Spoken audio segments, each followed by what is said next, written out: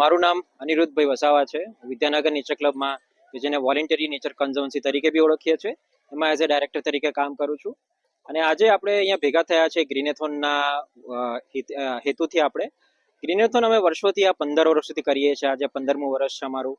આનો હેતુ એ હતો કે ચરોતરમાં જે વૃક્ષો છે, ખાસ કરીને આણંદમાં અને ખાસ કરીને વિદ્યાનગરમાં જે વૃક્ષો છે, વિદ્યાનગરની ઓળખ પણ આઈ થિંક વૃક્ષોથી જ છે. આપણે ત્યાં ઘણા બધા જૂના મિત્રો વિદ્યાર્થીઓ જે બધા અહીંયા ભણીને ગયા છે, એની હરિયાળીના લીધે યાદ કરતા હોય છે.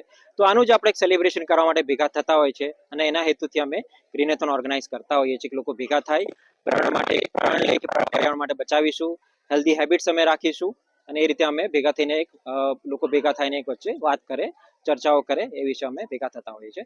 આ વર્ષે લગભગ 1100 લોકોએ ભાગ લીધો છે અલગ અલગ કેટેગરીઝમાં. એક બીજી જેમ કે કેટેગરીઝ છે, રનિંગ કેટેગરીઝ છે, સાયકલિંગ કેટેગરીઝ છે અને વોકિંગ કેટેગરીઝ છે. અંડર 18, અબોવ 18 અને 18 to 40 અને અબોવ 40 એવું કરીને 3 કેટેગરી રાખી છે. અને દરેકને આજે ઇનામો અને બધું વિતરણ થશે. આશા રાખીએ છીએ કે દર વર્ષે લોકો ભેગા થાય અને આ રીતે જ પાર્ટિસિપેટ કરતા રહે.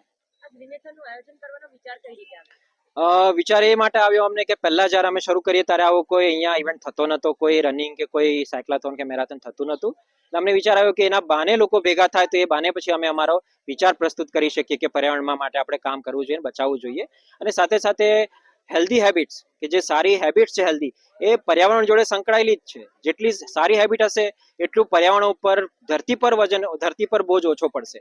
એટલે બંને વસ્તુ સંકળાયેલી છે. એટલે અમે વિચાર્યું કે હેલ્થ અને પર્યાવરણ બંનેને સાંકળીને આપણે કંઈક ઊભું કરીએ અને એના રૂપે પછી આ મેરાથન બનાવીએ, શરૂ કરીએ.